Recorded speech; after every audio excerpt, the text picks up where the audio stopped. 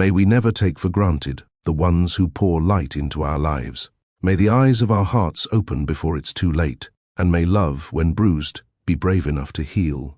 Welcome back to Mr. Comfort Stories, your home of comfort, where life's most powerful lessons come wrapped in unforgettable tales.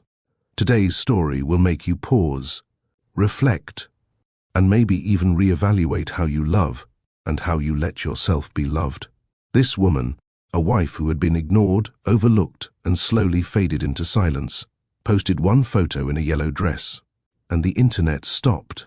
But more than that, her millionaire husband, a man too busy chasing his legacy to notice the treasure beside him, cancelled his Tokyo business trip, burnt the eggs, trying to make breakfast for the first time in years, and sat across from her in couples therapy, holding back the kind of tears money can't fix, all because of one photo, one moment, one woman choosing to be seen again. Have you ever loved someone who forgot how to look at you? You're there every day, present, faithful, loyal, and still, they treat your presence like furniture. No appreciation, no curiosity, no warmth. Just assumptions that you'll always be there, until you remind them you have a life too. A glow they didn't give you, a spirit that doesn't shrink just because they stopped watching. This story isn't about cheating. It's not about scandal or rage. It's about a quiet kind of pain. The kind where your name gets replaced with babe.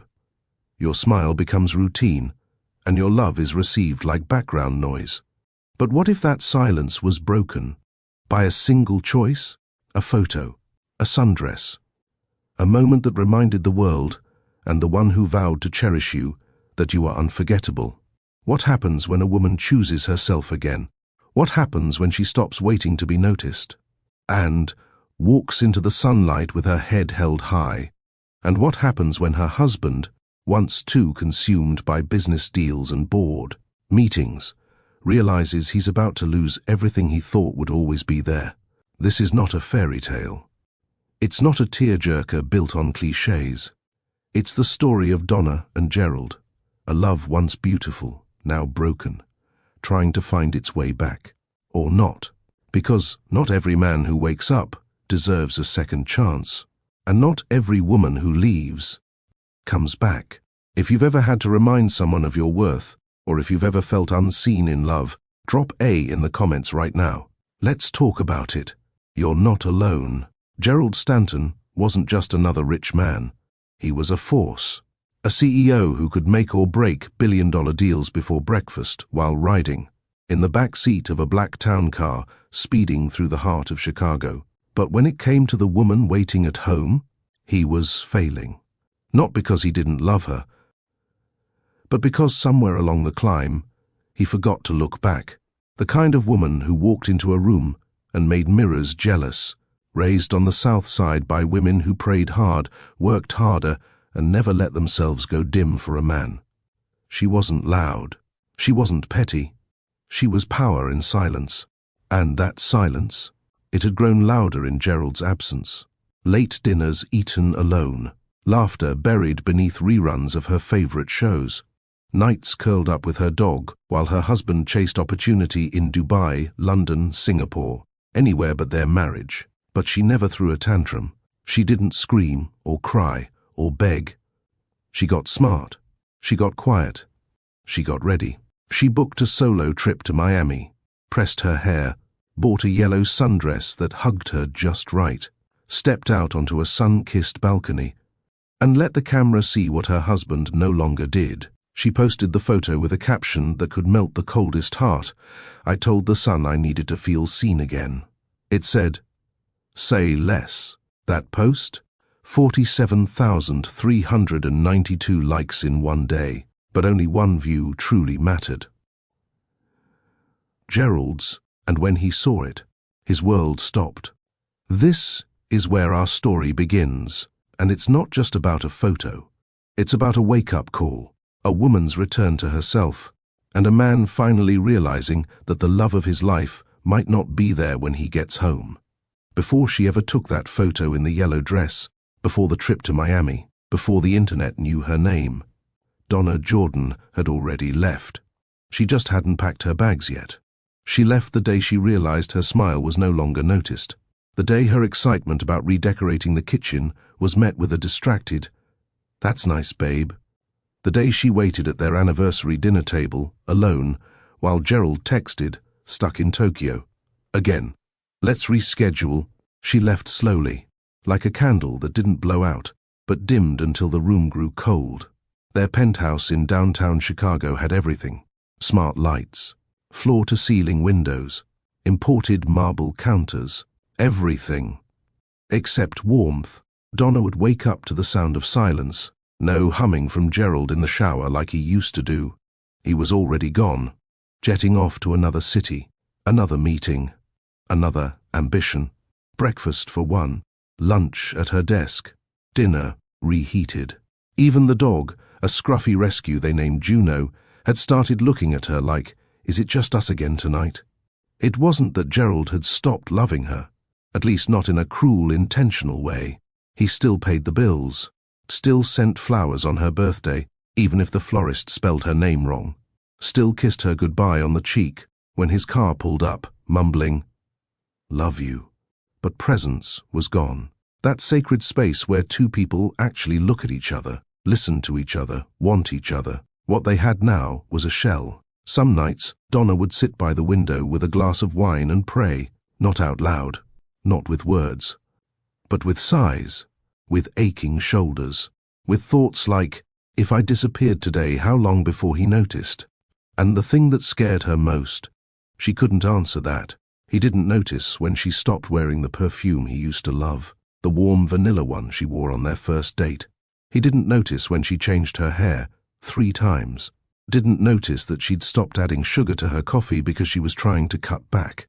He didn't notice that she'd stopped laughing, that the home they built no longer echoed with joy, that she'd moved her clothes to the guest room weeks ago and had been sleeping there ever since.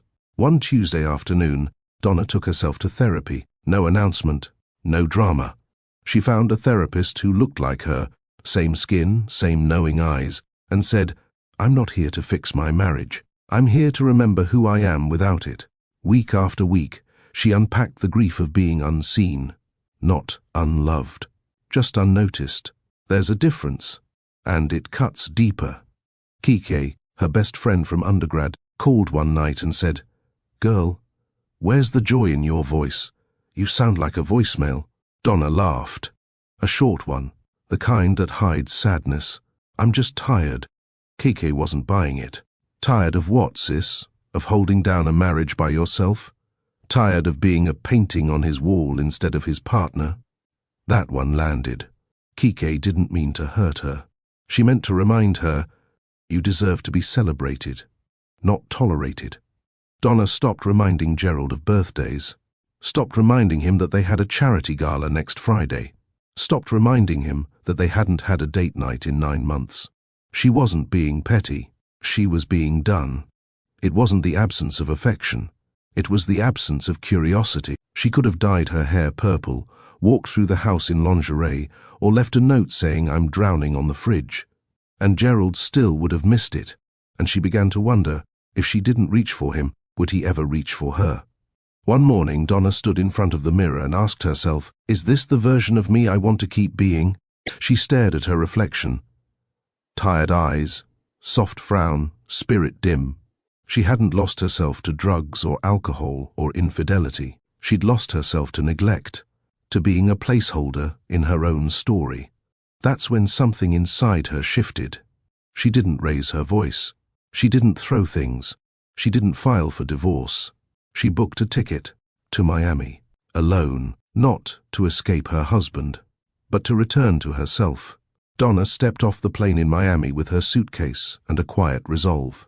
She carried no expectation of being rescued, only the determination to be seen and heard again. The hotel was one of those boutique beachfront places where palms swayed, waves whispered, and even the air seemed to hum with possibility. She checked in, dropped her bags, and let the heat and salt settle into her bones. That night, she dressed for herself. The dress was soft yellow, the kind of warm golden shade that makes your skin glow. It wasn't showy.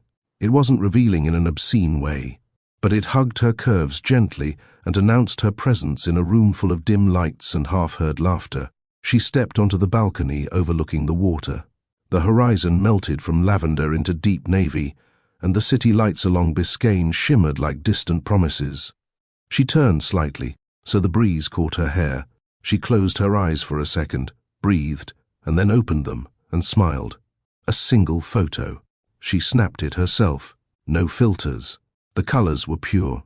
The yellow of the dress, the warm glow of the last rays, the glint in her eyes. The kind of photo that says, "I remember who I am now." She posted it with something short, real, honest. "I told the sun I needed to feel seen again." It said, "Say less."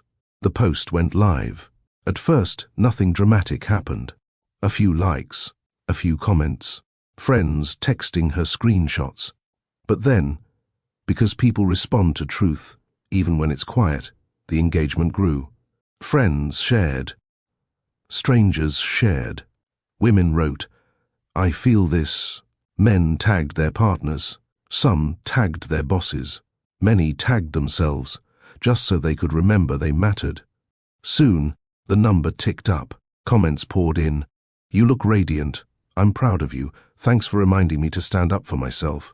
It wasn't about attention-seeking. It was about claiming space, about reclaiming dignity, about reminding the one who vowed to love her that she wasn't optional. Meanwhile, back in Chicago, Gerald Stanton was in a glass boardroom overlooking the city, negotiating something important with foreign investors, the kind of deal that would make headlines. His assistant, someone he trusted, slid into the room. She leaned close, handed him a muted phone, and whispered, "You've got a notification. Big one." He glanced. There, Donna's photo. The yellow dress, the caption, the calm strength in her eyes. The thousands of likes, the flood of comments, her smile not waiting for him anymore. His heart jolted. His brain registered the numbers, the shares, the influential post stats. But deeper than that, something pinched, almost burned, inside him. He had been counting on time, on his schedule, on the idea that she would always be there when he returned.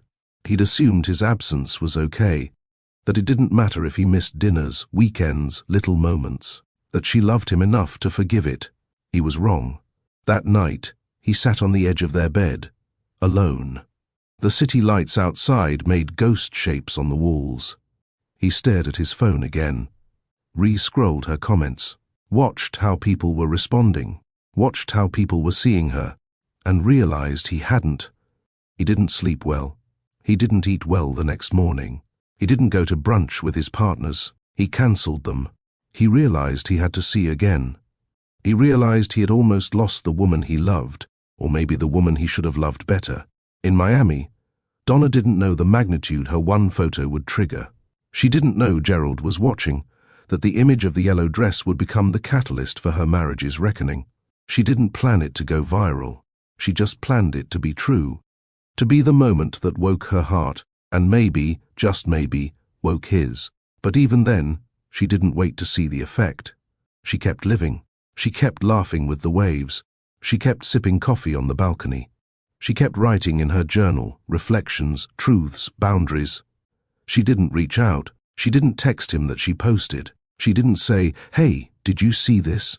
She didn't ask for comments, retweets, validation.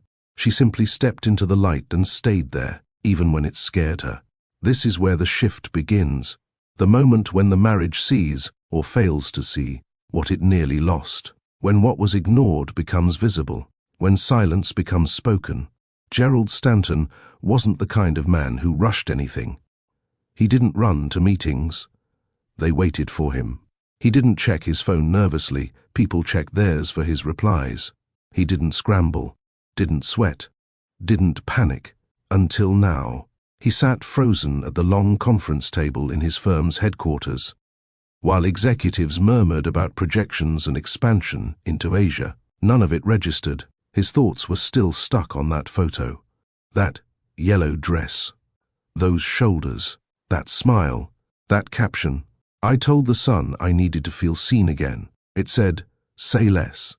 He could still hear her voice saying it. He stood abruptly. Gerald, do you need— I'm done here, he snapped, not looking up. His briefcase remained on the table. His coffee stayed untouched. His team blinked in confusion as their CEO, the man who once closed a $100 million deal mid-flight, walked out without a single instruction. His assistant jogged behind him. Should I reschedule Tokyo? He didn't answer, because in that moment, the only thing on his mind was Donna, and how far she might have drifted. By the time his driver dropped him at their penthouse in River North, Gerald's pulse was erratic.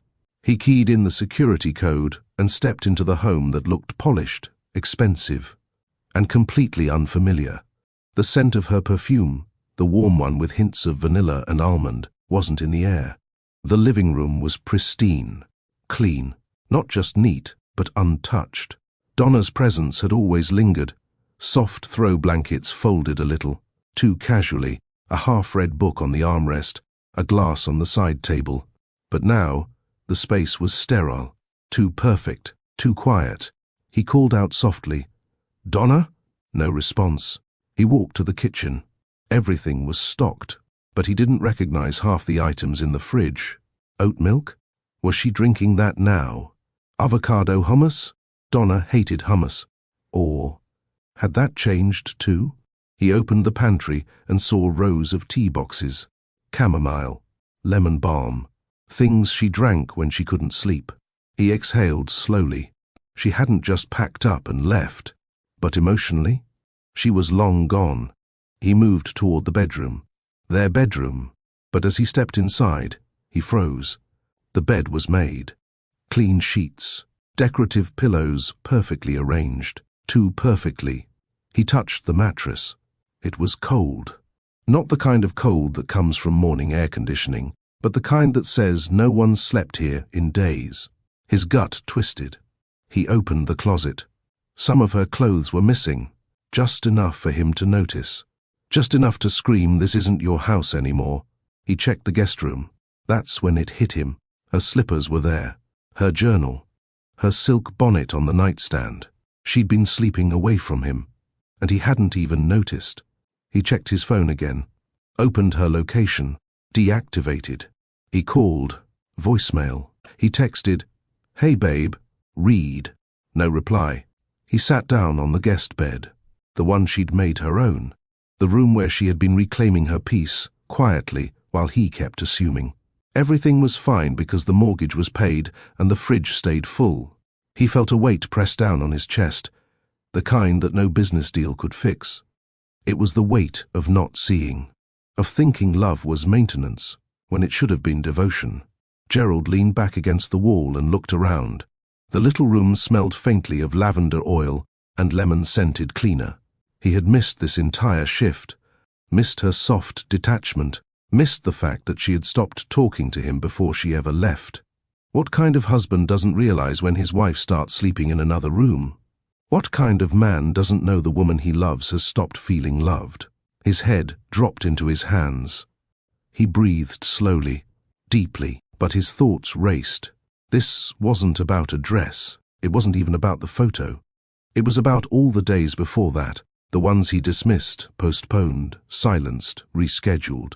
The moments where she needed him to see her, and he looked past her like a calendar appointment. Now, she wasn't in the room, and that scared him more than any boardroom ever could. He walked back into the living room, where her latest book sat untouched on the coffee table. She'd bookmarked a page. He picked it up without knowing why. On the page, a single line was underlined in pink. "There is nothing lonelier than feeling invisible while being touched." His knees weakened. He sat on the couch, placed the book down slowly, and whispered into the stillness, "I didn't see you. And now, I don't know how to find you." Miami didn't ask Donna why she came.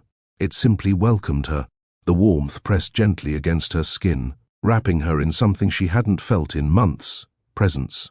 No expectations, no judgment, no cold side of the bed, just her, the sun, and space to breathe. She checked into her hotel, kicked off her shoes, and let herself collapse onto the crisp white sheets. The hum of palm trees in the wind filtered through the open balcony doors. For a moment, she just lay there. No texts to answer, no husband to update, no dinner to plan. Only one voice mattered, her own. That first night, Donna didn't do anything extravagant. She walked barefoot along the shore, toes sinking into cool sand, hair brushed back by the ocean breeze. She watched waves rise and fall and thought, this is what peace looks like. No noise, no tension, no silence that felt like punishment, just stillness. The next morning, she did something she hadn't done in years. She ordered room service just for herself. Fried snapper, tropical fruit, a mimosa, and a side of whipped butter she didn't even need, but ordered because she could. She sat on the balcony in a robe, phone face down, soaking in every bite. She didn't rush. She didn't scroll. She didn't check for anyone's reaction. The world could wait. Later that afternoon, she met a group of black women by the hotel pool. Loud, beautiful, carefree. They were from Detroit, celebrating one of their friends passing her nurse practitioner exam. "Girl, come sit with us." One of them waved. "You too fine to be sittin' over there alone." Donna smiled, hesitant at first, but then warm. She walked over and introduced herself. Within minutes, they were talking about edge control, bad dates, and which sandals wouldn't leave ash lines in beach photos. It was laughter, loud, healing laughter, the kind that doesn't need to be earned or explained. One of them asked casually, "You here with your man?" Donna paused. "No. I'm here with myself." The woman smiled. Even better. They toasted to that. That evening, she put on a sundress again, not the yellow one. A coral orange this time, soft against her skin. Back out, shoulders proud. She went to a rooftop restaurant alone. Didn't wait for a table for two. Didn't ask for the corner booth. She sat right in the middle, under the stars, and ordered exactly what she wanted. No compromises, no watching calories, no checking the time. The waiter smiled. "You celebrating something?" She looked up and said, "Yeah, I'm celebrating myself." Back at the hotel, she FaceTimed Kiki. Her best friend's jaw dropped. "Girl, you glowing through the screen. Is that a tan or just freedom?" Donna laughed, holding her drink. "Maybe both." Kiki leaned forward. "You look like you're falling back in love with somebody." "Is it you?" Donna grinned. "It's me." They toasted across the screen. Later that night, Donna danced. Not at a club, not for anyone. Just on the hotel balcony with a Bluetooth speaker and a playlist full of 90 seconds R&B brandy. Tony, SWV, Mary. She moved slow, sang loud, did the heel toe like she hadn't in years, and when she got tired, she fell into bed, smiling, heart full, spirit calm. The next morning, she journaled. "I don't want to be needed to feel valuable. I want to be seen, not when I post a photo, not when someone else notices me, but when I walk in the room, and I'm already enough." She closed the book, sighed, felt it land in her chest. She didn't call Gerald, didn't ask if he saw the photo, didn't care if he liked it or not. She wasn't in Miami to be chased. She was there to remember the woman she was before she became Mrs. Stanton, the girl raised on the South Side, the one Miss Lorraine taught to walk with her back straight and speak her name with pride, the woman who brought color into cold boardrooms, who made a man laugh when he thought he didn't know how. She was that girl, and she wasn't waiting for permission to be her again. Somewhere on the other side of the country, Gerald was spiraling, but Donna, she was rising, not out of revenge, out of return. Gerald wasn't used to feeling helpless. He had built a career on solutions, acquisitions, negotiations, buyouts. If something was broken, he either fixed it or replaced it. But this was different, because Donna couldn't be replaced, and she wasn't broken. He was. She hadn't told him she was leaving, hadn't slammed doors or cursed his name. She just posted a photo and disappeared. And the silence that followed, it wasn't loud, it was sharp, precise, final. That's when he realized Donna wasn't trying to hurt him. She was trying to heal herself, and he hadn't earned a place in that healing. Still, Gerald tried. That first night, he stayed up until 3 a.m. pacing their living room. He called her phone 4 more times. Voicemail. He typed out 3 different text messages, then deleted them all. He stood in their kitchen and opened the fridge. Aimless. There was almond milk and salad dressing, but nothing he knew how to cook. He settled on eggs. He cracked them wrong, added too much salt, and burned them. The smoke alarm chirped once before he yanked the battery out. It felt symbolic. The next day, he called in sick. His staff panicked. Gerald Stanton had never used a sick day. Not even once. His assistant sent flowers to the penthouse. "Hope you feel better, sir." He tossed the note aside.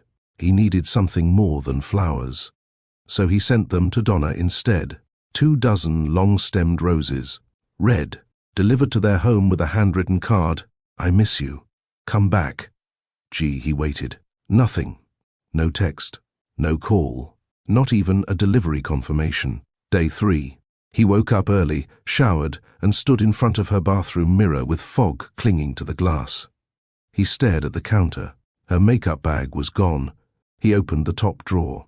All her hair ties. Her rollers. Her little satin edge scarf. Gone. She'd packed them neatly. Silently. Intentionally. He whispered, "You really left." Like he was just realizing it out loud. He started writing notes, sticky ones, on her mirror. "I miss your laughter." On the guest room door, "I'm sorry I didn't notice sooner." On the fridge, "Next time, I'll cook with you. Not just show up to eat." On her favorite tea box, "You make this house warm." Not the thermostat. He even tried calling KK. She didn't answer. She knew better. Day 4. He called the hotel, pretended to be confirming a reservation. They politely said, "We cannot share guest information." He hung up.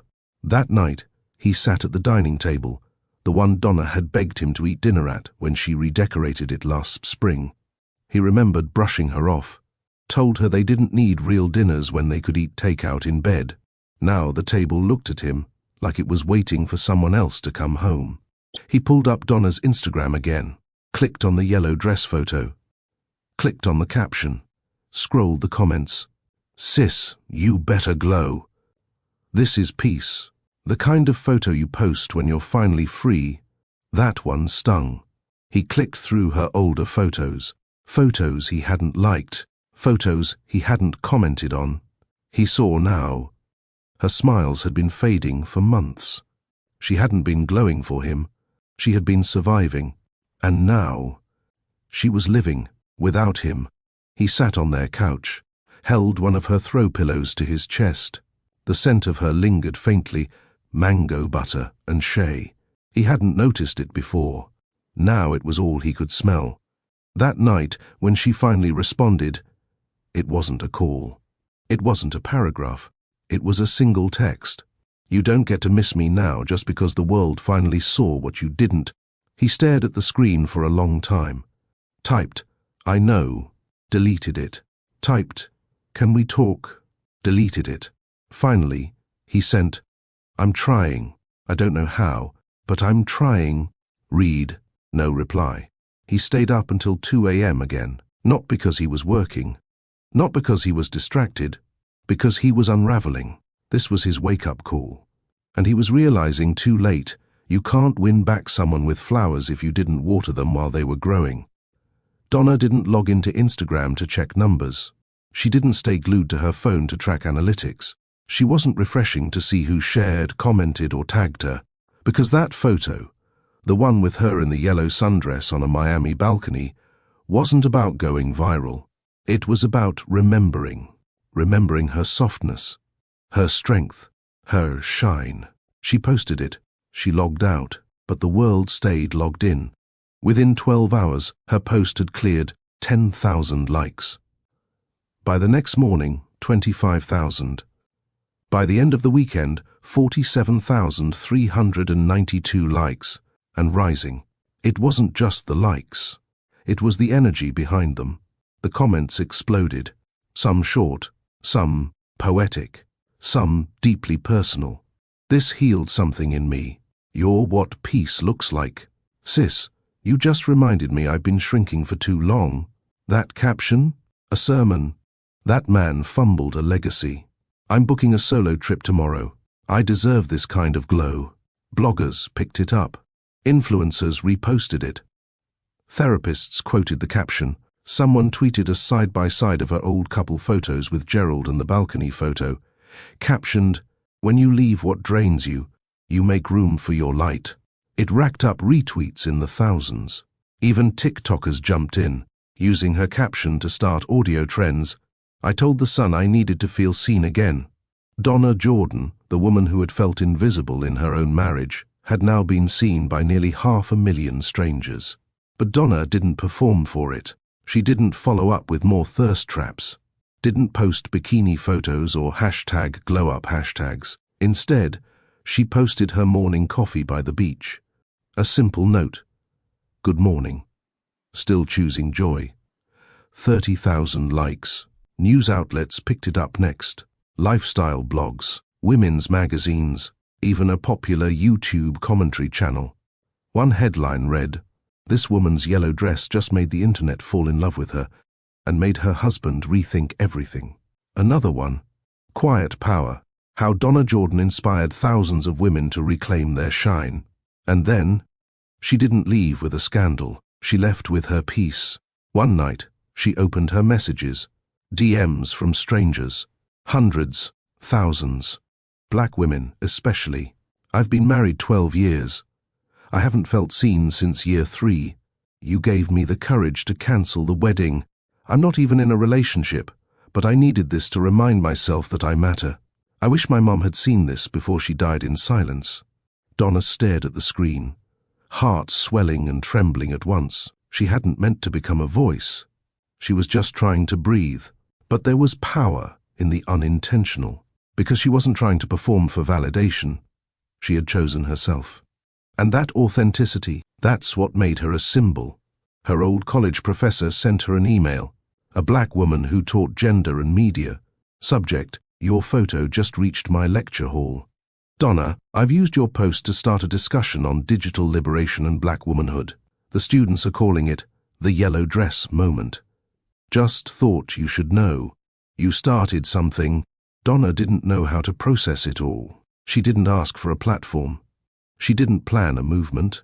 But somehow, just by stepping into the sun, she pulled other women out of their shadows too. And back in Chicago, her silence was louder than ever.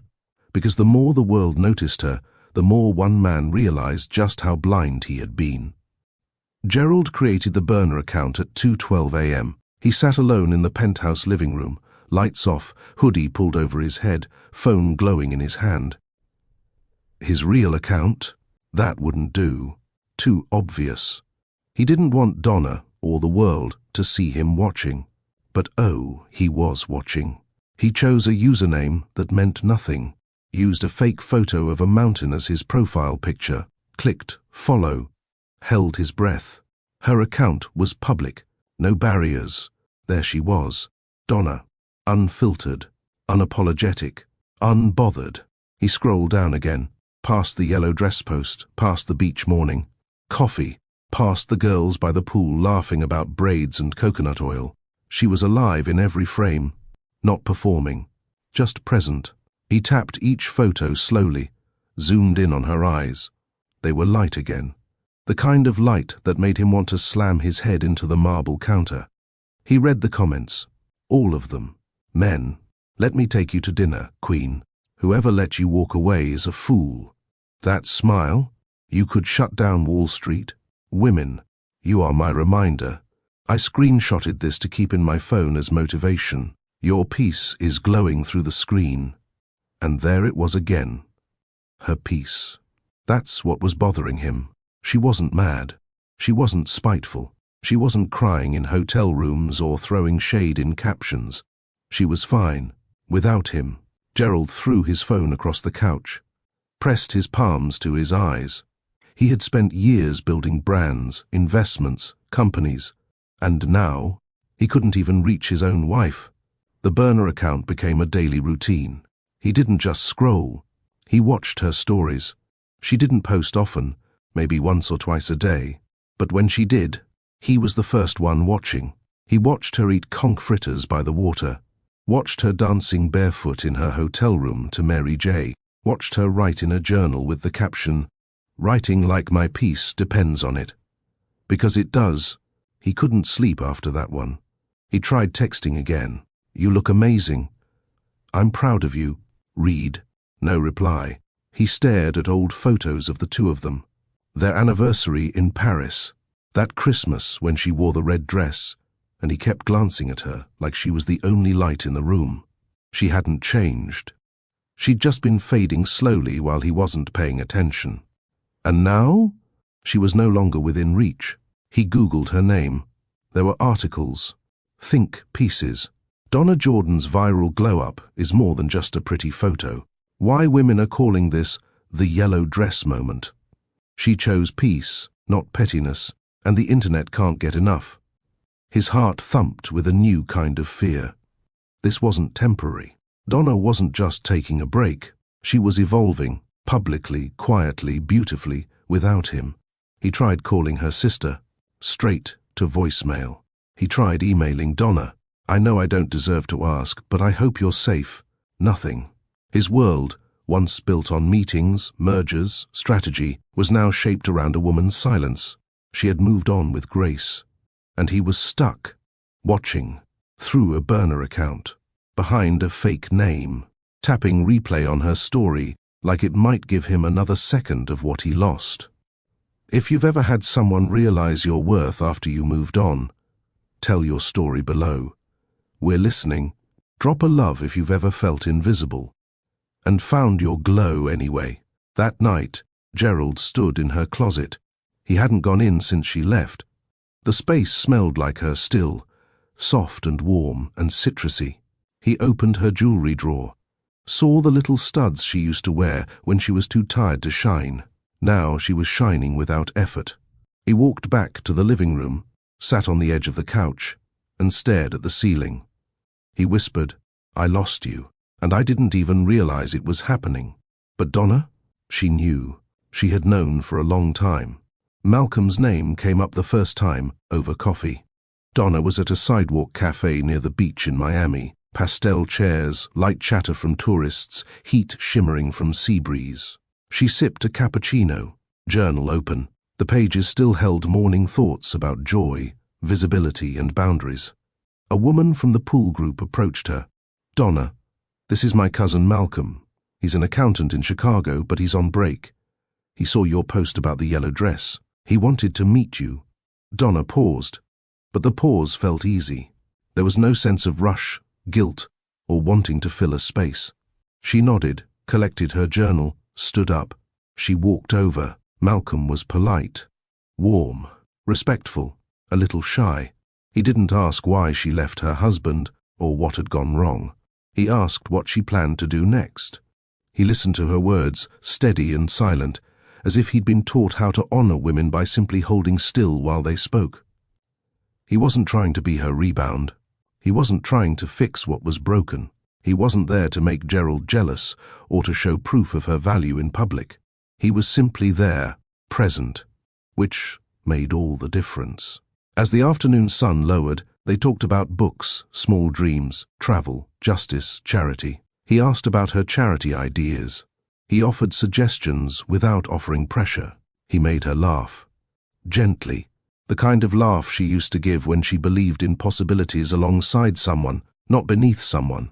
Back in Chicago, Gerald saw the exchange through a tagged screenshot. Someone posted a photo of Donna and a man, Malcolm. Coffee cups half full, both, leaning toward each other, midday sun painting gentle light across their faces. The caption under the shared post read, "When you heal, you attract what treats you like the woman you've always been." It hit him like a punch. She wasn't waiting for him to fix things. She was letting something else breathe. And maybe something new had space to grow. Malcolm asked her if she wanted to walk along the waterfront. She smiled. She said yes.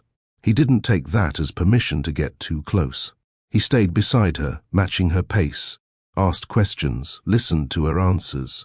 He nodded when she said she was thinking about marriage again, but only when someone sees her, truly sees her. He didn't press. He didn't lecture. She watched him say things she wished she'd heard from Gerald years ago. You deserve to be respected in your rest as much as your rise. It shouldn't take a crisis for someone to see your value. I don't need to prove I'm better than your husband. I want to know how I can support who you really are. Those words weren't perfect, but they were real. They weren't loud. They didn't need applause. That night, Donna didn't rush back to Chicago. She didn't post a status, moving on to something new. She didn't declare new chapter begins. She simply offered a soft goodnight to Malcolm, turned off her phone and slept. In the morning, she put on another dress. Not yellow, not coral, something else that felt like promise. She changed plans to stay an extra day, not because of Gerald, not because of Malcolm, but because she was still breathing new air. Gerald sat at his desk at the firm and looked at his calendar. There were entries for meetings, strategy sessions, planned junkets, but one line nearly made him break. Flight to Miami, attempt reconciliation meeting. He remembered booking it days ago, when he still believed that a dozen roses and burnt eggs would bring her back. He moved the date. He rescheduled. He stared at the blank space where they both could meet, if she agreed to see him. But now, he wondered if she would, if she should, if the shift inside her was bigger than the broken promises that had piled around them. Malcolm wasn't the enemy. He was a gentle witness to what Donna deserved, not because he aimed to take her away, but because he showed her what it felt like to be honored. And when someone begins to see you honestly, pretending to still be invisible doesn't work anymore. By the end of the week, people in her DMs stopped asking, "Do you need a man to see your worth?" They asked instead, "Will you choose someone who sees it as easily as the sun sees your skin?" She wasn't sure yet. She knew she had more growing to do, more boundaries to draw, more voice to reclaim. She knew she owed no one a decision she hadn't truly thought through. But she also knew this: she was no longer invisible. If you've ever had someone realize your worth after you moved on, tell your story below. We're listening. Drop a heart if you believe being seen is the first step toward true love. The therapy office was quiet. Soft light filtered through linen curtains. A diffuser hummed in the corner, releasing a calm blend of eucalyptus and lemon. There were no distractions, no business calls, no polished marble floors, just two chairs. One already occupied by Gerald, who sat stiffly in a navy sweater, his knees bouncing, his hands fidgeting with a bottle of water he hadn't opened. The other chair? Still empty. He checked the time on his phone again. 3:42 p.m. Their session started at 3:30. She was late. For the first time in their entire marriage, Donna was the one keeping him waiting. The therapist, a middle-aged black woman with locks wrapped neatly in a headscarf, sat across from him with a clipboard on her lap and kindness in her eyes. She hadn't said much. Just, "Let's wait for her. She's coming." Gerald wasn't so sure. He had begged Donna to try one session. Just one. She hadn't replied right away. Then 2 days later, she texted, "Fine, 1 hour. Don't expect miracles." It was the first time she'd agreed to meet him face to face since the yellow dress went viral, and it scared him more than any board meeting ever had. At 3:47, the door opened. She stepped in slowly, wearing black leggings, a hoodie that read, "Your absence taught me more than your presence ever did," and sneakers. Her curls were pulled back in a loose puff. No makeup, no earrings. But Gerald had never seen her look more powerful. She sat down, crossed her legs, didn't speak. The therapist smiled gently. "Welcome, Donna. Thank you for coming." Donna gave a single nod. Not polite, not cold, just controlled. The therapist began. "I want to thank both of you for being here today. It takes courage to sit with pain. Gerald, you said you wanted to start." He shifted forward, cleared his throat. "I know I don't deserve grace. I know I neglected our marriage, and I've realized that I didn't just lose her attention, I lost her trust. I lost her warmth, and I miss her every single day. He turned toward Donna, eyes soft, voice low. I want to fix this. I want to understand. I want to do the work. Silence. Donna looked at him, then looked at the therapist, and spoke. I'm not here to fix him, she said, calm and firm. I'm here to make sure I'm not gaslighting myself into staying in a situation that's already dead. Gerald blinked. The therapist nodded. Go on. Donna didn't raise her voice. I spent years trying to communicate. I left notes. I made plans. I adjusted. I dimmed myself. I waited and waited and waited.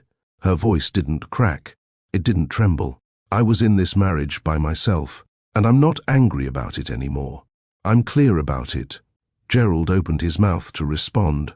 She held up one hand. I'm not finished. He sat back. I'm not mad you missed birthdays or cancelled vacations. I'm mad you didn't notice I stopped asking. The therapist scribbled notes. Donna leaned forward. You didn't cheat. You didn't yell. You just disappeared while staying in the same house. And that kind of abandonment? It's invisible. It's heavy. It's exhausting. She took a breath. I started going to therapy 6 months ago, alone. I cried in the guest room you didn't even realize I moved into. I planned a whole trip to Miami without telling you, and you never asked where I was going. Gerald's eyes glistened. He swallowed hard. I didn't know, he whispered. I know you didn't, Donna replied. That's the problem. The therapist looked at Gerald. How do you feel hearing all of that? He exhaled shakily. I feel like I watched my marriage rot from a distance and assumed it was still alive because the walls were still standing. He looked at Donna. I didn't know how far gone we were. Donna's eyes didn't soften. Because you weren't looking. He tried again. I want to earn your trust back. I want to do the work. I want to be better. Donna stared at him for a long time. I'm not here to give you hope, Gerald. I'm here to protect my peace. You don't get points for finally showing up late to a house that's already been burning. The therapist gently offered. Would you both be willing to come back for one more session? Donna stood up. I'll think about it. She grabbed her bag, adjusted her hoodie, and walked out. Gerald didn't follow. He stayed seated. Because for the first time in his life he realized Donna wasn't trying to hurt him. She was trying to heal from him. The next afternoon, Donna stood in front of the old brick nursing home on the south side of Chicago. The air was crisp. Her coat was open despite the wind. She walked slowly through the glass doors, nodded at the nurse at the front desk, and made her way to room 112. Aunt May was waiting, sitting in her favorite recliner by the window, wrapped in a hand-crocheted purple shawl, a paperback, romance novel open in one hand, and a glass of cranberry juice resting on her tray table. Her eyes lit up the moment Donna stepped in. Well, look who the wind blew back to me, Aunt May said, closing the book. Come give your old lady a hug before I put you on blast for being late. Donna laughed and leaned in. I'm not late. I'm fashionably tired. Aunt May gave her a slow once-over. You look good, but you got that my soul's been talking to God all night glow. Donna pulled up the wooden chair across from her and sat. I needed to see you, Aunt May. No filters, no friends, just you. Aunt May sipped her juice. Well, sugar, when the world gets loud, the women in this family come home. That's how we stay sane. There was silence for a moment. Donna rested her elbows on her knees, fingers locked, eyes lowered. Then she whispered, He's trying now. Like, really trying. Aunt May didn't respond right away. She watched Donna carefully. Waited. Donna continued, He's showing up different. Notes on the mirror, asking questions. Even booked therapy. Aunt May raised her brows. Well, bless his delayed little heart. Donna chuckled softly, but her smile faded just as quickly. She looked out the window. I just don't know if it's too late. Aunt May leaned forward, folding her hands. Baby, let me ask you something real plain. Are you thinking about staying because you still love him, or because now he finally sees what he's about to lose? Donna inhaled. That's the part I can't answer. Well, Aunt May said, you better get clear, because men will panic when they lose control, not when they lose you. And there's a difference. The wind outside whispered through the trees. Donna looked down at her shoes. Navy leather flats. Quiet, like her mood. Aunt May didn't rush her. She just kept talking like her words were hand-stitched, firm, but made with care. You remember your grandfather? Donna nodded. Yeah, he was quiet, always at the porch, chewed sunflower seeds like he was solving algebra. Aunt May grinned. Well, he didn't say much, but one time he told me something I never forgot. He said, "Don't confuse a man's fear with his love. Love is calm. Fear is frantic." She pointed her finger gently toward Donna's heart. Don't stay just because he's scared. Stay if you want to, but don't be his comfort blanket now that he's cold. Donna swallowed hard. I think I stayed too long before, she whispered. I kept making excuses. He's stressed, he's busy, he'll come around. And in the process, Aunt Mac said, you stop coming around to your own self. Donna blinked fast. Yeah. Aunt May sat back and sighed. You know what else I've learned, baby? A man waking up after he's ignored your tears is like putting firewood on ashes and calling it a fire. She leaned in again. If he really wants to rebuild with you, let him do it slow. Let him do it consistent. Don't let guilt write your next chapter. They sat quietly for a long time. The kind of silence that only happens between two women who carry the same blood, the same lessons, and the same soft ache in their bones. Donna eventually said, he bought my favorite orange juice, the one I used to beg him to remember. Aunt May nodded. He remembered your juice. Cute. But did he remember your joy? Donna looked up. No, she said. Not yet. Aunt May smiled gently. Then don't you dare hand him your piece just because he's nervous. If he's serious, he'll stay in the fire and the silence. He'll grow into the kind of man who sees you, even when no one else is watching. Donna stood up slowly. Her shoulders felt a little lighter. Her steps a little firmer. She leaned in and kissed Aunt May's forehead. Thank you. Aunt May waved her off. You know I don't give advice for free. Bring me lemon cake next time. They both laughed. And as Donna walked down the hallway, she wasn't thinking about what Gerald wanted anymore. She was thinking about what she deserved. The penthouse was quiet, not peaceful, not still, just quiet, in that way that made your own heartbeat feel too loud. Gerald walked in, dropped his briefcase by the door, and didn't bother loosening his tie. The city lights blinked outside the windows, but he didn't notice them. He noticed the suitcase. It was sitting near the door, Donna's favorite leather carry-on, the one she always took on short trips. Small enough to roll, large enough to hold just enough if she didn't plan to come back soon. His chest tightened. He moved toward it like it was a live wire, every step deliberate, every breath heavy. He reached down and gently pulled the handle upright. She hadn't zipped it yet. But it wasn't empty either. A pair of flats, her favorite green journal, a folded hoodie, the one with the words soft, not silent across the front. No drama, no mess, just quiet, calculated packing. That was Donna all the way. He didn't call her name, didn't storm through the hallway yelling, "What is this?" Didn't fall into another desperate monologue. Instead, he sat, right next to the bag, on the floor, in his suit, back against the wall, and whispered to no one. So this is what the end feels like. The house felt colder now, not because the thermostat was off, but because it no longer had her rhythm. No music playing while she cooked. No soft footsteps walking from room to room. No faint hum of her singing off-key in the shower. The silence wasn't new. But now it was final. She walked in 10 minutes later, keys in hand. Hoodie pulled over her head. No makeup, no earrings. A plastic bag of groceries in one hand. She paused when she saw him. He didn't stand up, just looked at her like he was trying to memorize her face. "Are you leaving?" he asked softly. She didn't answer immediately. Instead, she walked past him, placed the groceries on the kitchen counter, and unpacked a bottle of almond milk, 2 apples, and a small frozen pizza. He watched every motion like it was the last page of a book he never finished reading. She finally turned to face him. "I don't know yet," she said. Gerald stood slowly. "I saw the bag. I know. Are you deciding now, or have you already decided?" Donna crossed her arms and leaned against the counter. "I'm deciding whether staying is growth or self-betrayal." Gerald nodded. There was no plea in his eyes this time. No long apology. No quick fix.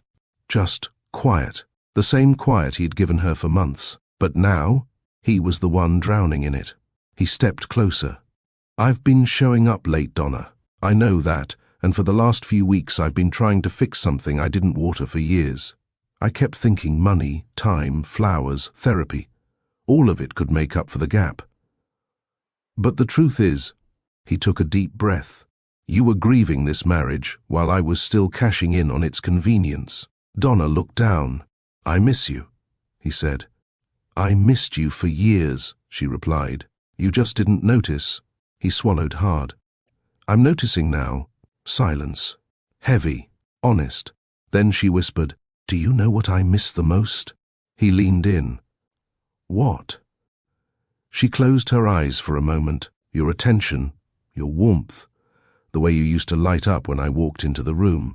You used to listen when I told you the dumbest stories, like how my Kyo worker always steals the last packet of sugar, or how my curls shrink different on rainy days." Gerald smiled faintly. "I loved those stories." She opened her eyes. "Then you stopped showing it." The suitcase remained by the door, untouched, like a decision waiting to be made. She walked over to it. Kneeling down, she placed her journal on top of the other items, but didn't zip it. Not yet. She stood again. "I'm tired, Gerald. Tired of carrying it all alone." "I know," he whispered. "And I don't want to be convinced. I want to be safe." He nodded slowly. "I'm here. And I'll be here. Even if you go. Even if you don't believe me yet. I'll keep showing up." Donna looked at the suitcase again. Then back at him. "I'm not making promises tonight. I'm not asking you to," he said. And with that, she walked into the bedroom, left the suitcase at the door, unzipped, unpacked, unspoken, but not untouched. That night, Gerald sat on the couch, alone, and whispered, "I'm not afraid of you leaving anymore. I'm afraid you already did, and I just didn't see it." The next morning, the suitcase was still by the door, unzipped, unpacked, untouched. Gerald didn't move it. He didn't ask about it either. For once, he understood that some things didn't require a conversation. They required change, and not the kind you schedule between Zoom meetings, the kind that happens in the small, silent, unglamorous spaces. That morning, Donna stayed in bed longer than usual. Not asleep, just still, eyes open, staring at the ceiling fan. Gerald moved through the kitchen quietly. No banging pots, no over-the-top attempt at cooking. He made her tea, not just any tea, the one she drank when she was anxious. The cinnamon blend she kept in the back of the pantry because he never reached for it. He added a dash of honey, nobelium sugar. She'd stopped using that months ago. When she came out, he didn't say good morning. He just slid the mug toward her and nodded toward the seat across from him. She looked down at the cup, then back at him. No words. Just a slow, quiet sip. That's when Gerald knew this wasn't about grand apologies. This was about rebuilding trust like a house, brick by quiet brick. Over the next week, he shifted, not loudly, not performatively, but intentionally. He stopped asking, "What do you need?" He started noticing. He'd refill her almond milk when it got low. He learned how to fold her soft sweaters the right way, not the crumpled rolls he used to do in a rush. He picked up her prescriptions before she asked. He ordered new silk pillowcases because he overheard her say hers were too rough on her hair. She didn't thank him for these things, and that was fine. He wasn't doing it for applause. He started watching her favorite show with her, not to talk, just to sit beside her, to share the space. She didn't lean on him, but she also didn't move away. Progress. He joined her one evening in the kitchen. She was chopping onions. He stood beside her, rolled up his sleeves, and started peeling garlic. No jokes. No small talk. Just presence. When she slid the bowl toward him, he didn't ask, "What now?" He figured it out. They cooked side by side. A rhythm they hadn't shared in over a year. The next day, he walked into the living room and saw her watering the plants. He didn't interrupt. He just asked, "Do they like that sunlight?" She paused, then nodded. "Yeah. That's why I moved them here." "Smart," he said. She didn't smile, but he saw the flicker in her eyes. She noticed that he noticed. One night, he came home with groceries. Nothing fancy, but everything she liked. She raised an eyebrow. "You cooking again?" "Nope," he said. "I want to learn how you cook. If you'll teach me." She looked at him for a long time, didn't answer. But that night, she let him stir the sauce. That was enough. He didn't touch her at night, didn't reach out to pull her close. He waited. Respectfully. He understood now. Her body was not his comfort. It was her home, and he wasn't entitled to step inside just because he finally found the door. He read books. Quietly. Books she had recommended years ago. Toni Morrison, Bell Hooks, a collection of essays on emotional maturity in marriage. One afternoon, she walked past and caught him highlighting a paragraph. Didn't say anything, but she noticed. He didn't just stop talking, he started listening. To her footsteps, to her sighs, to the way her eyes lingered on certain photos, to the quiet hum in her chest when she felt safe. That's what she had needed all along. Not roses, not promises, not reactions, just a man who could be present without needing applause. At the end of that week, Gerald walked into the bedroom, looked at Donna gently and said, "I'm not asking you to love me back right now. I'm asking you to let me earn the right to be beside you. Quietly, daily, without asking for anything but the chance to keep showing up." She didn't answer right away, but she didn't turn away either. And that was enough for now. Late at night, the house was quiet. Donna was asleep in the guest room again, not out of spite, but because some wounds needed space to breathe before they could heal. Gerald sat alone in the living room, the TV on mute, his laptop in his lap. He wasn't working. Not tonight. Work didn't feel as important anymore. His eyes drifted to the edge of the screen, the little corner where memories lived, the gallery. Without thinking, his fingers clicked. And there it was, that photo, the yellow dress. He hadn't looked at it since that day in Miami, the day it sucker-punched his heart and made him cancel a $1 million merger just to get on the first flight home. Back then, it wasn't the smile or the sunlight that got to him.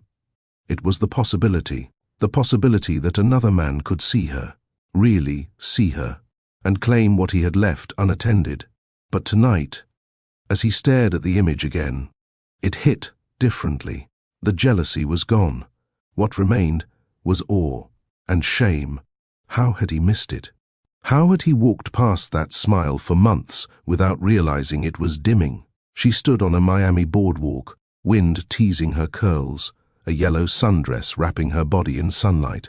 Her eyes were soft, not seductive, not posed, just alive. He zoomed in slowly. Her collarbone caught the sun.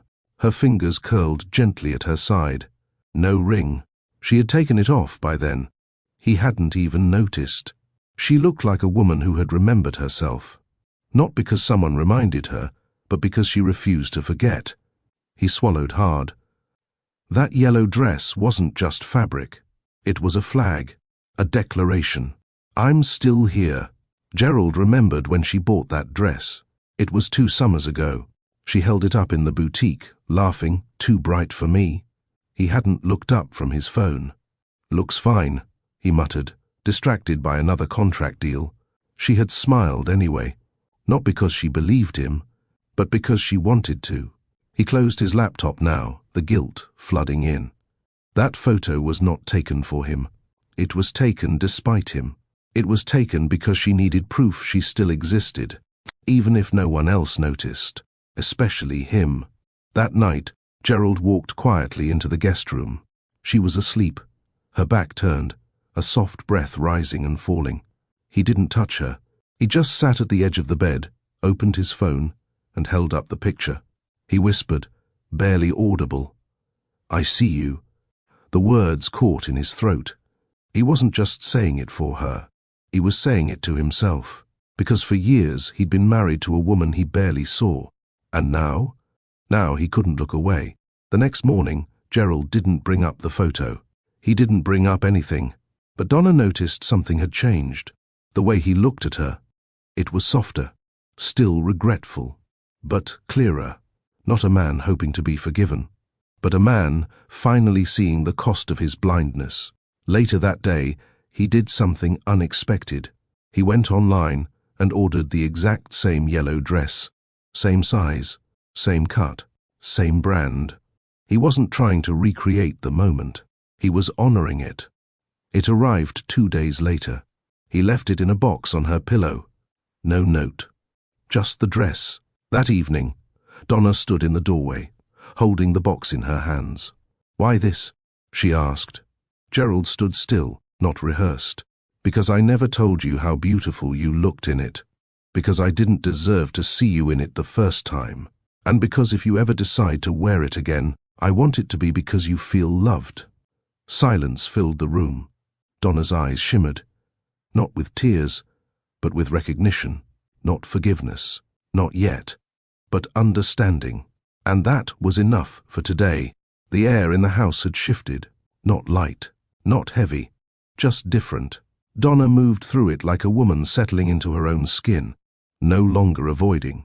No longer begging. Just existing. And Gerald noticed every single change. She didn't go back to their bedroom. Not yet. Instead, she reclaimed the guest room. Not as a punishment, but as a pause. "This isn't about making you suffer," she told him calmly one morning as she folded her laundry. "It's about me deciding what kind of love I want to return to." Gerald nodded. He didn't push.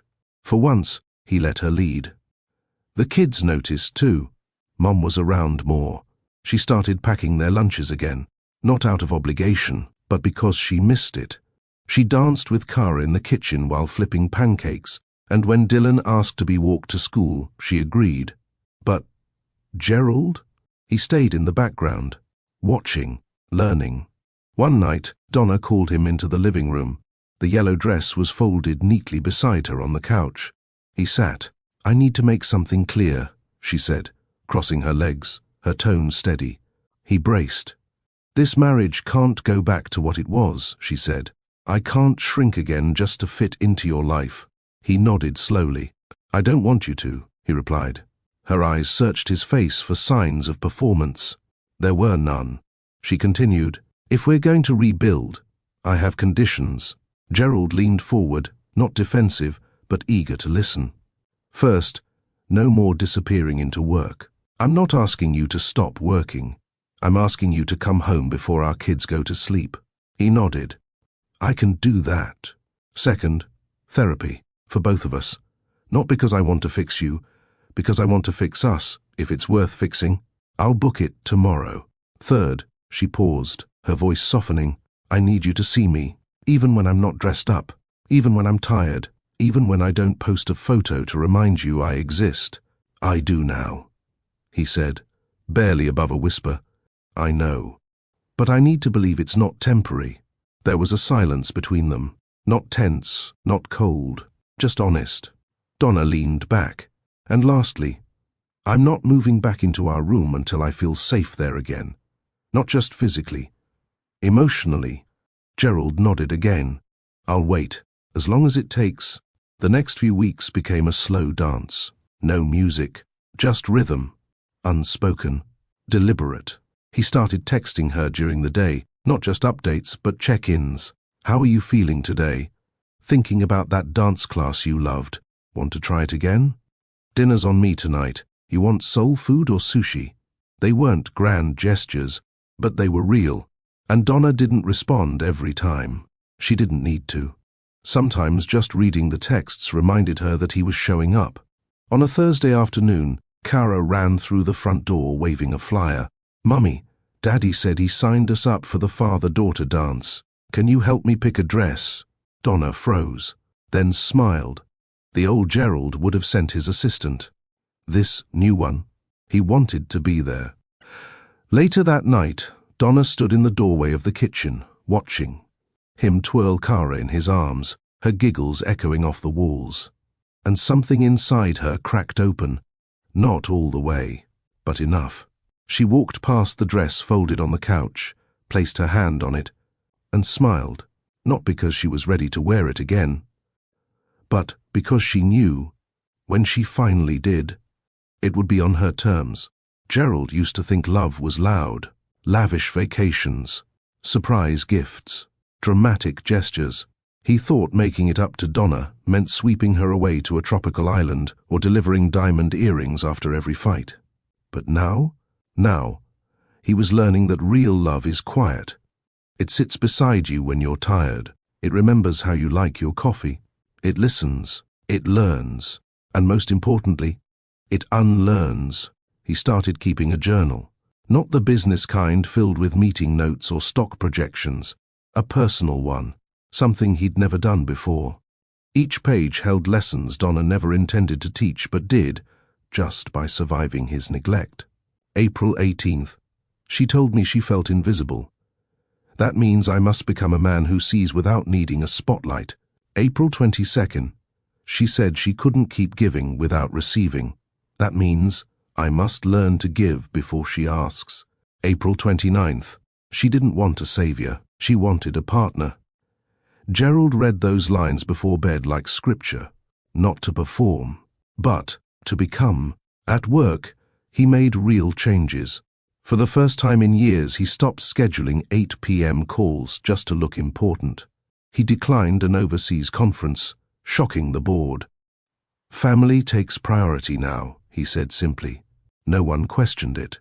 They saw the difference in him, a steadier man, no longer obsessed with being everywhere except home.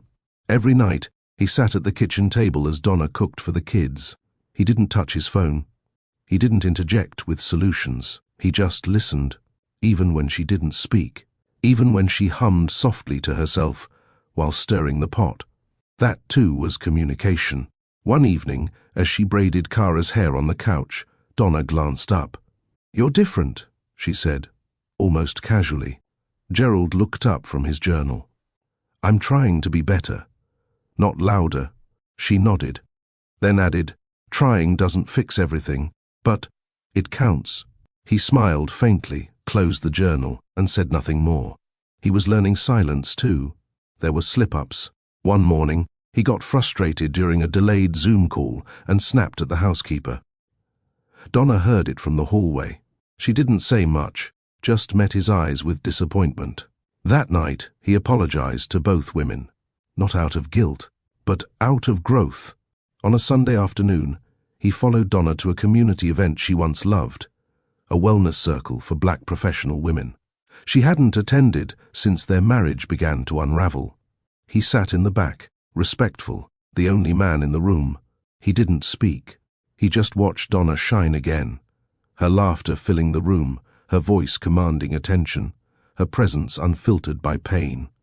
Afterward, she walked up to him. "You didn't have to come," she said. "I wanted to see what matters to you." Donna looked away. She wasn't ready to thank him. But she didn't pull away when he offered her his hand on the way to the car. In therapy, Gerald was vulnerable. He admitted he had grown up believing men didn't need to be emotionally present as long as they provided. That marriage meant protection and provision, but not presence. Donna sat across from him and said, "Protection without presence still feels like abandonment."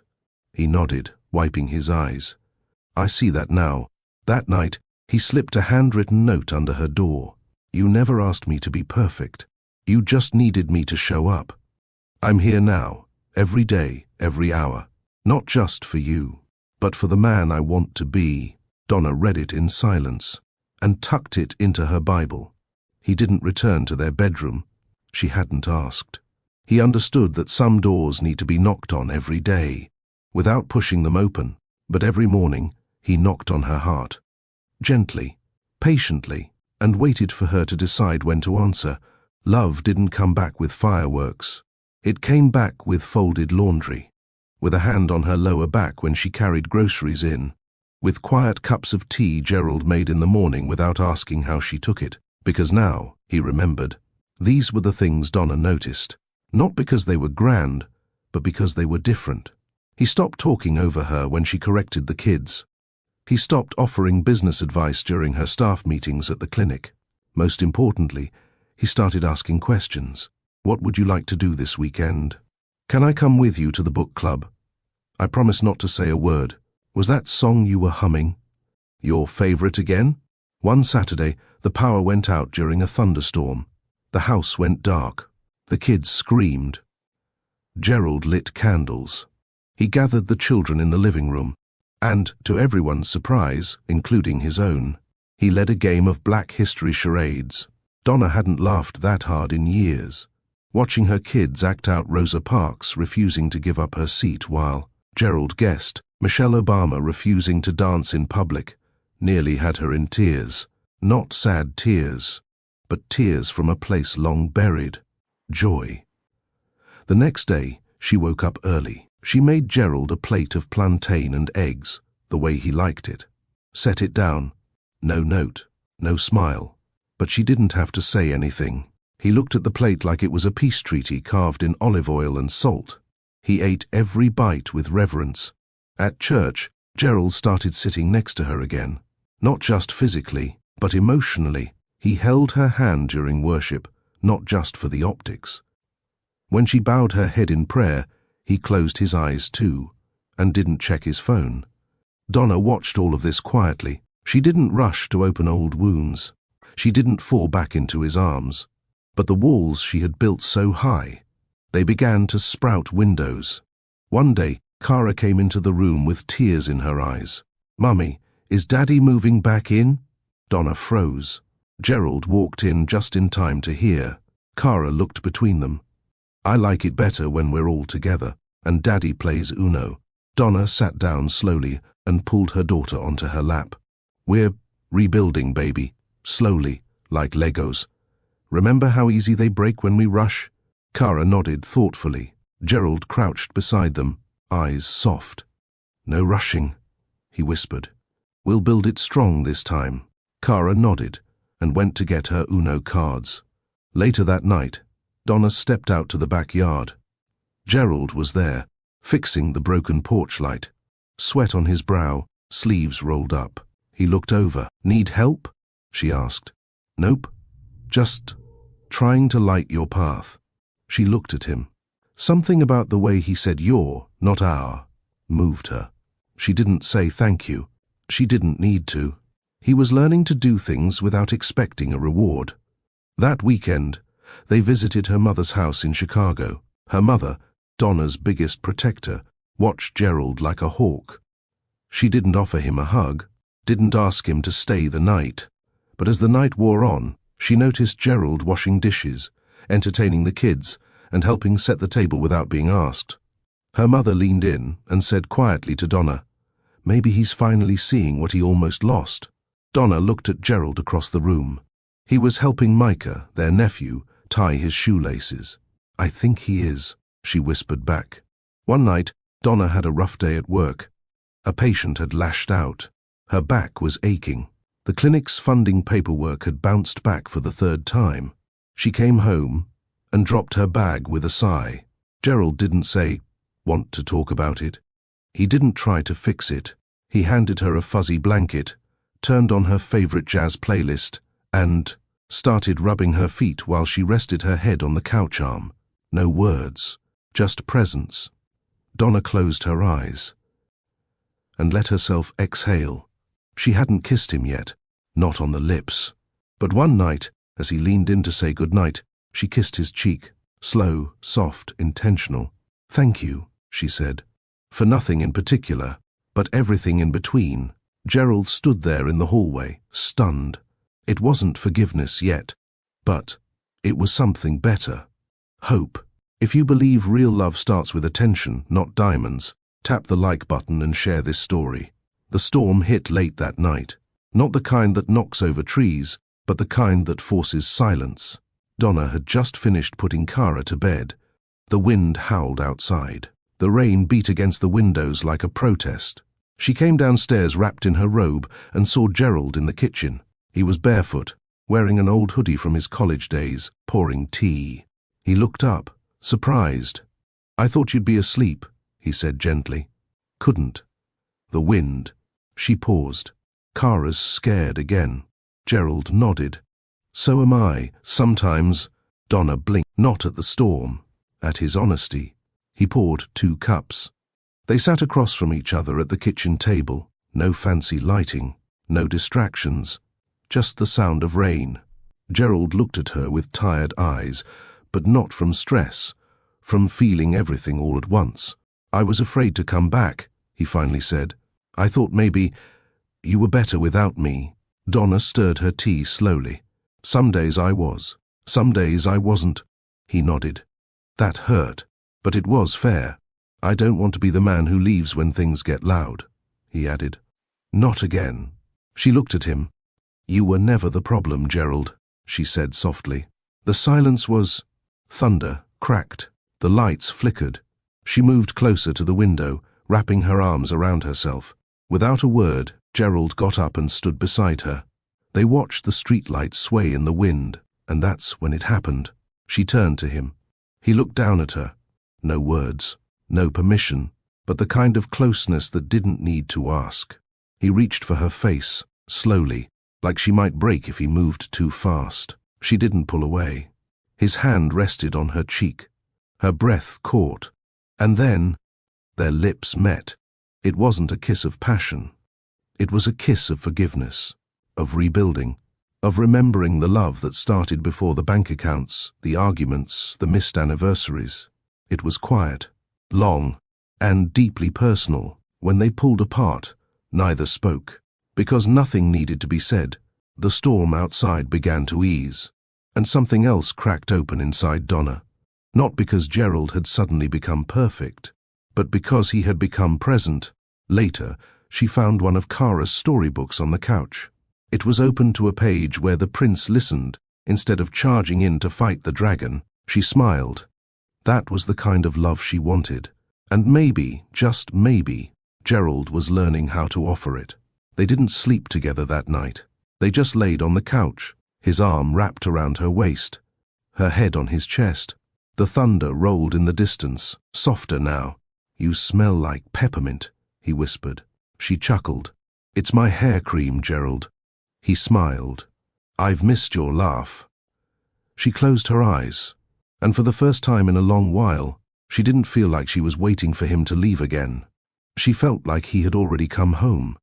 The next morning, Kara came downstairs to find them both asleep on the couch. She stood at the bottom of the stairs, holding her stuffed bunny, unsure. Gerald opened one eye. "Want to make pancakes?" Kara's face lit up. "With blueberries?" "With blueberries," he nodded. Donna stretched. "And whipped cream?" Kara grinned. "And no phones at the table?" Gerald kissed Donna's forehead. "No phones. Just us." Later that day, they took a walk through the neighborhood. No announcements, no declarations. Just 2 people rediscovering rhythm. An old couple waved at them from across the street. The man smiled. "It's nice to see y'all again. Thought maybe you'd moved." Donna replied with a warm smile. "Still here. Just finding our way." Back at home, Gerald went into the basement and came up with a dusty box. Inside were their old wedding photo albums, untouched for years. He placed it on the kitchen table, looked at Donna, and said, "When you're ready, we can go through it together." She didn't answer, but she didn't stop him either. That was progress. Their first kiss, again, wasn't just a moment. It was a new chapter, written with humility, sealed with tenderness, and proof that even after love breaks, it can be rebuilt stronger. Not louder, but real. If you believe real love starts with attention, not diamonds, tap the like button and share this story. The night after the storm, something had changed. Not dramatically, not like fireworks or sudden confessions, but like a room slowly filling with warm light. Donna didn't need big gestures anymore. She just wanted truth, presence, and for once, Gerald wasn't trying to impress her. He was simply there. They were brushing their teeth together, standing at the double sink in, their shared bathroom, a routine they hadn't done side by side in years. No words, just the sound of water running, the quiet rhythm of a shared space. He looked over at her through the mirror. She had tied her bonnet and was humming under her breath, something soft and familiar. Gerald chuckled. "You still hum when you're thinking hard." She glanced at him, toothbrush in hand. "And you still forget to rinse the sink." He raised his hands in mock surrender, mouth full of foam. "I'm a changed man, I swear." She laughed, and it echoed in the mirror like a song neither of them had heard in too long. Later, in their bedroom, the tension was different. It wasn't the heavy kind that used to fill the air when they avoided each other, or the silent ache of being in the same bed but feeling miles apart.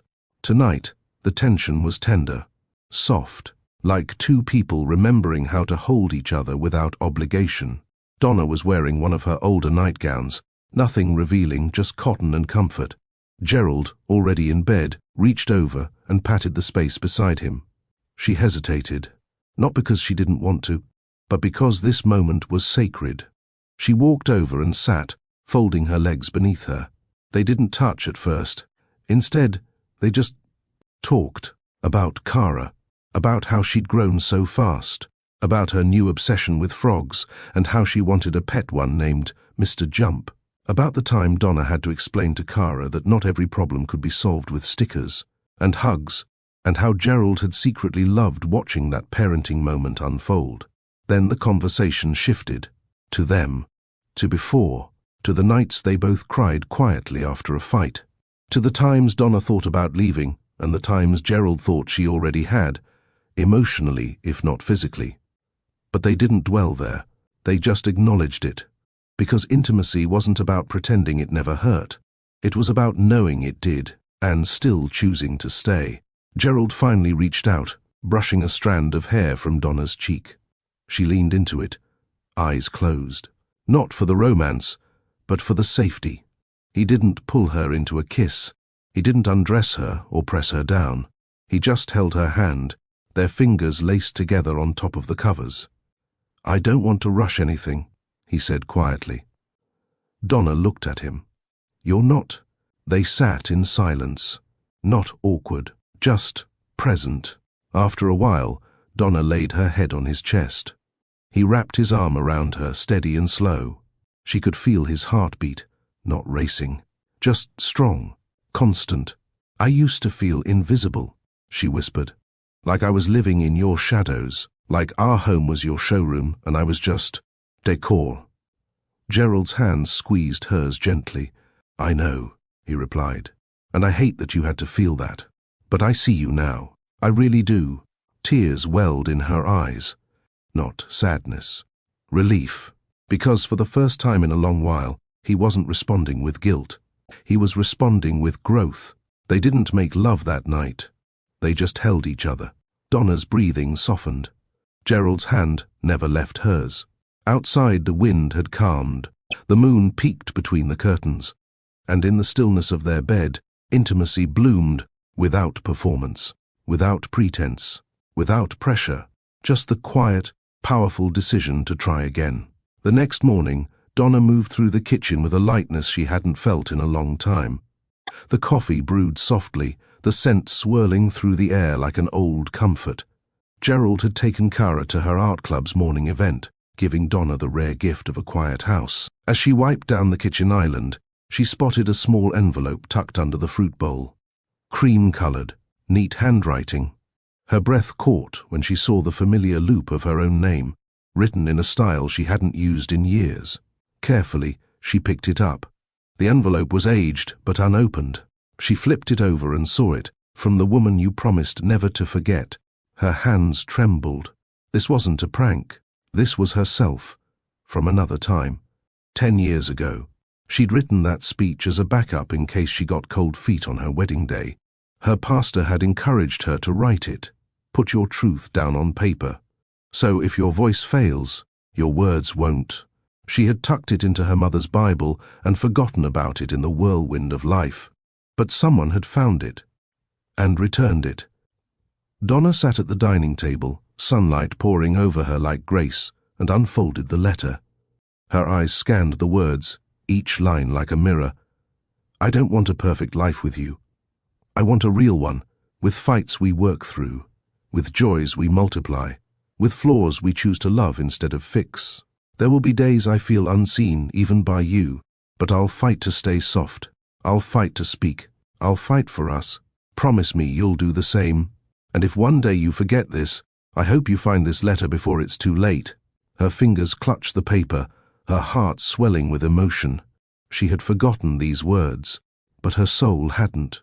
Footsteps approached. She looked up, eyes still damp, as Gerald stepped inside holding a half-empty smoothie cup from Kara's class. He paused when he saw the letter in her hand. You found it, he said quietly. Donna stared at him. You knew it was there? He nodded, slipping into the chair across from her. I was looking through old books in your mother's collection a few days ago. It fell out. I read the first few lines and knew you needed to read it more than I did.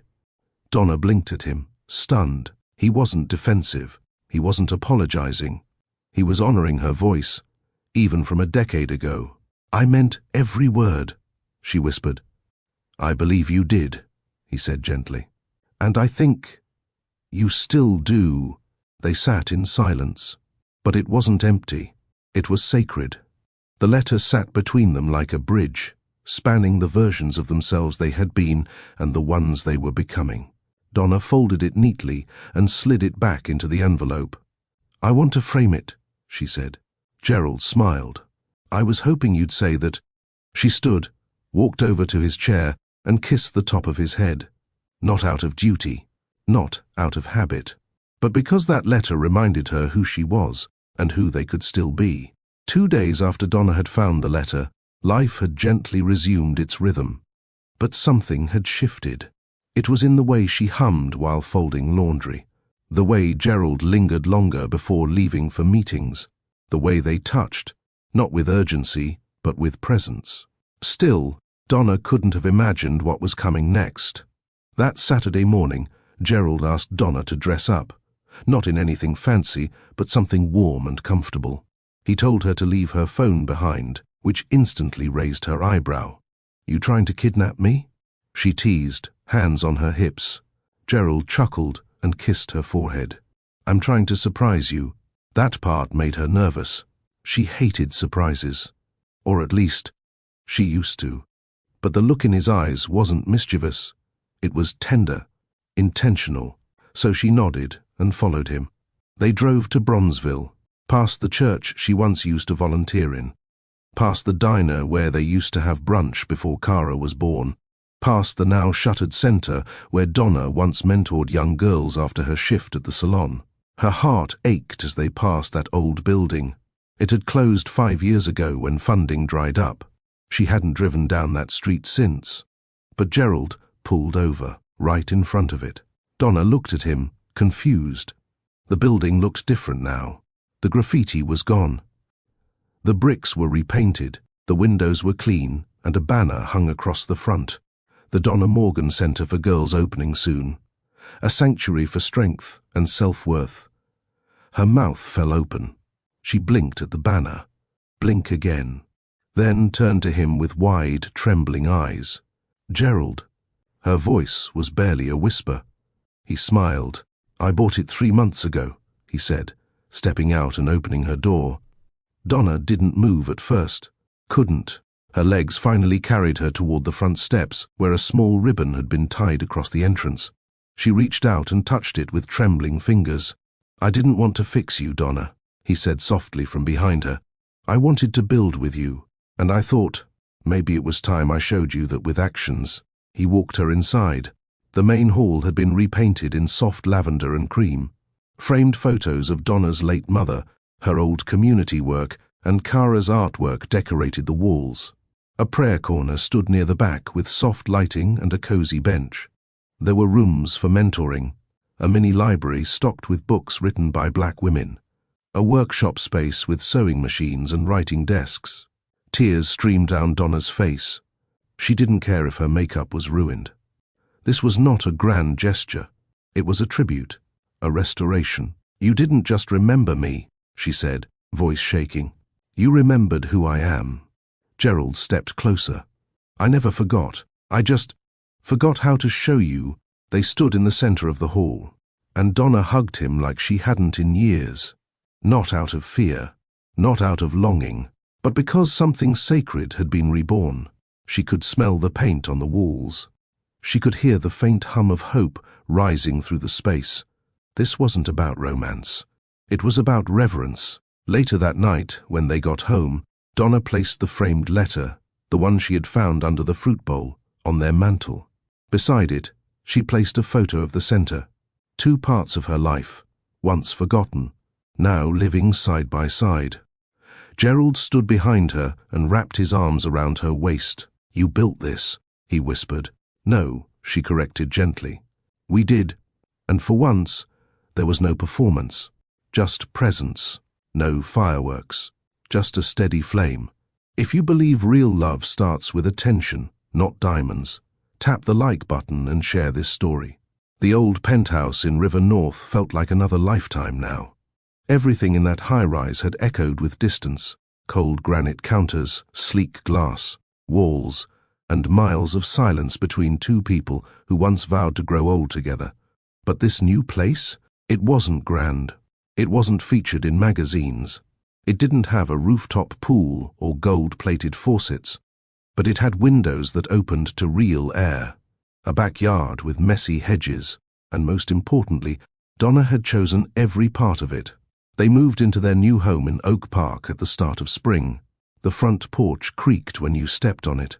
The kitchen floor had uneven tiles, but Gerald loved the sound of Kara's laughter as it bounced off the hallway walls, and Donna loved the sound of him trying and failing to fix the cabinet hinges. They had lived in wealth, yes, but now they were learning to live in truth. Gerald started waking up earlier, not to rush into meetings, but to make pancakes with Kara. His first few attempts were disastrous, lumpy, burnt. One morning, Donna came downstairs to find flour on the ceiling and syrup in Kara's hair. Gerald was trying to convince her that crunchy pancakes were a thing. Donna had to cover her mouth to keep from laughing too hard. They were building something real now. Not from money, but from memories. She used to move through life like she was bracing for impact, eyes down, voice soft, waiting for the next disappointment. Now, she spoke freely. When she didn't like something, she said so. When she wanted time alone, she claimed it. She even started therapy again, something she had abandoned when she felt invisible in her marriage. Gerald supported it. No defensiveness. No, I can fix it speeches. Just support. And when she told him she needed Thursdays to herself, he cleared his calendar, picked up Kara from school, and made dinner. That one act said more than all the speeches in the world. They went to church together again, Donna's church, the one she grew up in. She made him sit through the whole service, even the long altar call. And when the pastor said, "God restores what we almost throw away," Donna reached over and held Gerald's hand. He didn't say a word, but he squeezed her fingers tightly, like a man holding something precious. One Sunday afternoon, while Kara napped upstairs, Gerald and Donna sat out back on the porch swing. The sun dipped low, spilling gold over their lawn. The air smelled like fresh-cut grass and grilled corn from the neighbor's yard. Donna looked at him, not with the eyes of a wife trying to forgive the past, but as a woman standing in the present. "We're not going back," she said softly. Gerald nodded. "We're not supposed to. We're not fixing the old marriage." "No," he said. "We're building a new one." She smiled. It was quiet again, but not the old kind of quiet. This one felt safe. That night, Donna lit candles in their room, not for a special occasion, not to seduce him, but to celebrate the normal. She put on her bonnet. He slipped into his worn t-shirt. They didn't make love that night. They made peace. They lay in bed, her head on his chest, listening to Kara's soft snores down the hall and the crickets outside. "This is what I wanted," Donna whispered. Gerald kissed her forehead. "Me too." And for the first time in years, sleep came easy for both of them. It was Donna's birthday, but this time there were no champagne towers, no luxury brands sponsoring dinner, no orchestra playing in the corner of a marble ballroom. Just family, just them. Kara had made her a card, scribbled crayons, spelling mistakes, and glitter that got everywhere. Gerald had cooked dinner. Pasta, her favorite. They had candles, music, and laughter. And Donna, she had one more surprise. She disappeared upstairs after dessert and told Gerald not to follow her. He stayed on the couch with Kara, pretending to watch a movie, but unable to stop glancing at the stairs. When Donna finally came down, Gerald forgot how to breathe. She was wearing the yellow dress, the same one from the photo, the one that woke him up, the one that broke his ego wide open. But this wasn't a throwback. This was a declaration that she still had light in her, that she still knew who she was, that the girl in that dress had never left. She just needed room to shine again. She stood at the bottom of the staircase, her body framed by the soft hallway light. "You remember this?" she asked, her voice steady. Gerald stood slowly, heart thudding. "I never forgot." She walked closer. "You didn't see me back then. You saw the dress. You saw the likes. You saw the men in the comments." He swallowed hard. "But tonight," she whispered, "I need to know. Do you see me now?" He didn't answer with words. He walked up to her, took her hand, and guided her to the middle of their living room. The lights were low. Kara was fast asleep upstairs, and their song, "If I Ain't Got You," played low from the old speaker. Gerald wrapped his arms around her waist. She rested her head against his shoulder. They swayed. No choreographed steps, no performance, just two people rediscovering rhythm. And as they danced, Donna felt something shift deep inside. She felt wanted again. Not needed, not tolerated, wanted. "I saw you back then," Gerald finally said, voice husky. "But I didn't know how to love what I saw." She blinked, heart thudding. He continued, "You scared me, Donna. Your strength, your softness, the way you could disappear without ever leaving the room." Tears gathered in her eyes. "I thought building companies would make me enough, but I realize now, I needed to build you up too." Donna didn't move, didn't speak, just let the words soak into all the places she had patched up with silence over the years. Gerald gently kissed her collarbone, then her cheek, then her lips. It was slow, not urgent, not hungry, just deep, just present. Her fingers gripped his shirt as if afraid the moment might float away. But it didn't, because he didn't. Later that night, in the quiet of their bedroom, Donna hung the yellow dress back in her closet, not in the back, not hidden, right in front, next to her church clothes and Kara's paintings taped to the wall. She wasn't hiding anymore. The woman in that photo, she was still here, but now she was seen, and being seen. That's where love starts. There was no applause, no social media post, no viral comment thread, just peace, real peace, the kind that fills a home, not a penthouse, the kind that hums through a shared silence, not loud declarations. Donna sat by the window days later, cradling a mug of tea as Kara napped on the couch, and Gerald read on the floor beside her feet. No tension, no walking on eggshells, just being. She reflected on how far they'd come. It wasn't the flowers he bought, or the vacation homes he offered, or the expensive gifts he once used as band-aids over wounds he didn't want to talk about. It was the showing up, the listening, the slow daily rebuilding of something they almost lost, not because it wasn't valuable, but because they forgot to look at it long enough to realize its worth. Donna thought about that yellow dress, how it had once been a spark for his jealousy. But now, it was a symbol of something far greater. It represented visibility, the moment she was no longer invisible in her own life.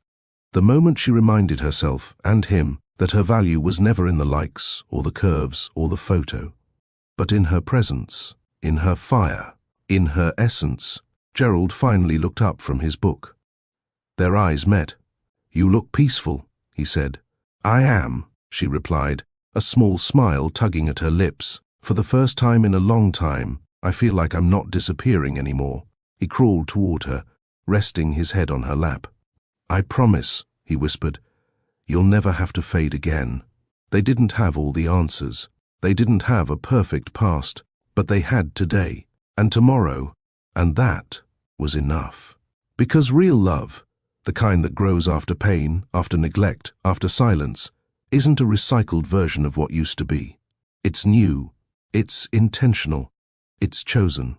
Every single day. Sometimes people don't fall out of love. They just stop paying attention. And attention? It's more powerful than any apology. Love isn't always about grand gestures. It's about choosing to see each other, even when the world is loud and work is demanding and time gets short. You don't have to shout to be heard. You don't have to wear a yellow dress to be noticed. You just have to matter to someone who makes space to truly see you, every single day. If you've ever felt unseen, unheard, or unappreciated, you are not alone. Drop a love if you believe attention is more powerful than apologies. Don't forget to like, comment, and subscribe to Mr. Comfort Stories, where every story leaves you with a lesson.